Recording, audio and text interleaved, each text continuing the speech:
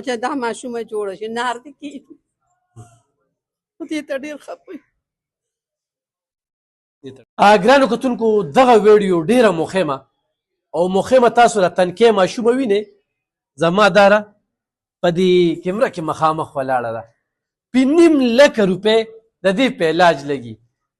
مور یې داره ولاړه د هغې نه مې خبرې اورېدې وي 9 میاشتې وشوې چې دا څه نه خوري نو زما به څه تېر شي دې د دې باتروم دا تیزاب تېر شي و تیزاب سره چې کومه ده دا نلی غونډه سوځېدلې ده اوس وي تشه جیبه ته مې دښمنې پلار یې ټاټکې چلی ټاټکي مزدوري کوي انتخابي ضرورتمند ده چې د کله د ماشومې دا تصویر ما ولیده ډېر زیات چې کوم دی نو خفه شوم او ما دغې خورکۍ ته وی چې بس ری وله خو دې خورکۍ ته په اسلام آباد کې چا ویلو چې یاره ستاسو علاقه کې علب خان شیرپو دی وغلی لاړ شو نو علب خان شیرپو څه کوي ویډیو کوي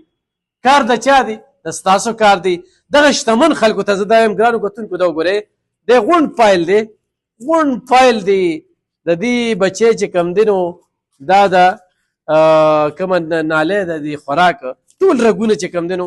داسې دغه شوي دي ډېر بحث مباحثه پې کېږي به هر حال بچې خبرې کولی شي نوم څه دی دا خبرې کولی شي مورې دا څو میاشته شوي دا اتم پوره د یو نښمه کې روانه ده دا دی څه کړي تیزاب و د وصلخانې تیزاب هغې تېر کړو اوس پې څونه پیسې راځي 5.5 لکه هسپتال ته چې بوځې تاسو څه نشته کور خپل دی کور هم خپل دی 3 مرلې کور هم دی او 3 زامن مې دي خو لکه د ټاټکي مزدوران دي نو دا څو خویندې دي دوی دي 3 خویندې یو ورور دی ماشوم د دې نه مشر ورور دی او دا کشر دی بچي دوا به کې چې ستا علاج څوک وکړي بچې ته نانې وخوري ما ته به دوا کې بیا خو که نه خورې څه به وې ته لږ په دې لږ دغه وکړه چې هلته د اسلام آباد کې د څه وې ده دوا ده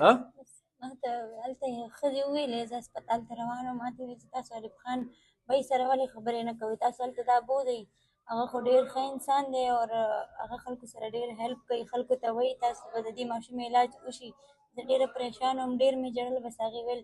الله نه مدد غواړه او دله ورشه بس الله به در باندې رحم وکړي اوس د دې پیسې نشته سره او جي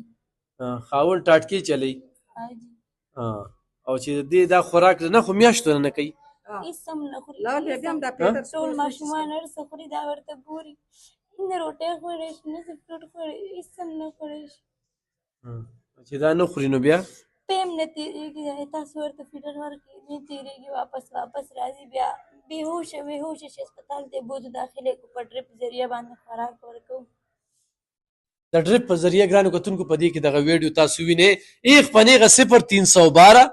99 21 366 0312 99 21 366 خو تاسو 10 روپۍ هم رالیږئ که نه د دې بچی د دې اپریشن اوس په صحت کارت دا کېږي نه په دې پښتونخوا کې په کار چې په صحت کارت کې خورې په دې علاج نه کېږي ټول ځای کې ورځم تر اسلام آباده تر پېښور کې مې یو هسپتال پرې نه ښووي د دې علاج صحت کارت کې نشته نو زه په دغه صحت کارت څه وکړم چې دې له پکې دارې زه فریاد کوم چې د ماشومې دا خال مولي ته زه یې وجړولم